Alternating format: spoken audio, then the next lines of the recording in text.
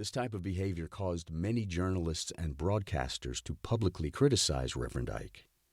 The old paradigm that ministers should never become wealthy was showing itself in glaring form. I saw it differently. Isn't it strange that we would believe the minister, our spiritual teacher leader, is doing the wrong thing when he is truly demonstrating the lesson he's preaching? The abundant life is here for everyone who follows God's way. I believed that Reverend Ike was teaching and demonstrating what could be done if you worked in harmony with the God within you. When you ask and believe, you will receive. You immediately resonate with anything and everything required for the manifestation of what you have asked for. That's what the Bible teaches. God is in you, and God does work by law. I don't recall exactly what it was that caught my attention, but I can assure you Reverend Ike had it. When I fully understood the magnitude of what he was saying, it resonated so deeply I felt I was home. It was a knowing that was innate. The power of the mind is not only the greatest power in the universe, but the only power in the universe. He went on to explain that God was omnipresent. He continually spoke of God in me. The idea that God was an old white man in the sky with a long beard and arms that swept through the heavens was gone forever.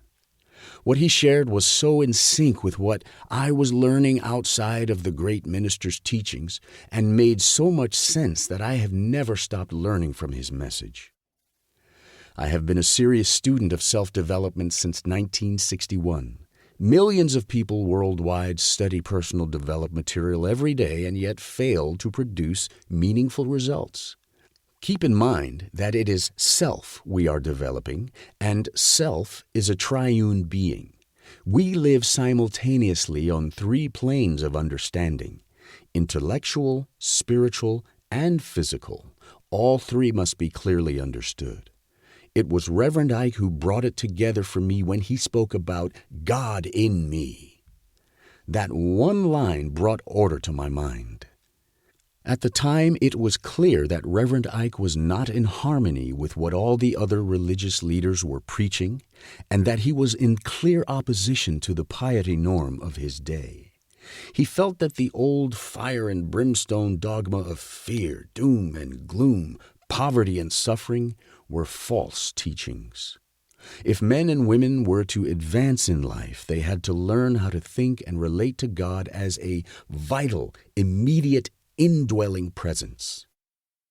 If you are studying yourself and you haven't been introduced to the spiritual aspect of your personality, I strongly suggest you move on to teachings that are more in line with your being, because as Reverend Ike said, God is in you. He and I were raised through the same times. And when I found out that he was cutting cardboard and putting it in the insides of his shoes so he could still wear them long after the leather had given out, I laughed because as a kid I did the same thing. This was a clear indication that neither of us was raised in abundance. As you make your way through this wonderful book, you will discover absolute truths that Reverend Ike deals with so unabashedly. You may, as I did, begin to examine your own paradigms and free yourself from some you will soon consider absurd.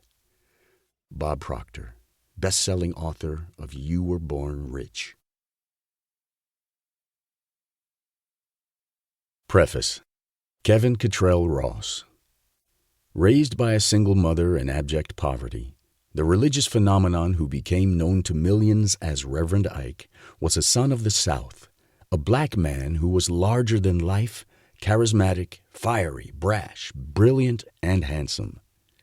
Frederick Joseph Eikerenkoetter II dominated prime-time national television and radio in the 1960s and 70s and filled stadiums, including Madison Square Garden in New York City, without touting the traditional dogma embedded in the Christian message that the black churches in America had become known for.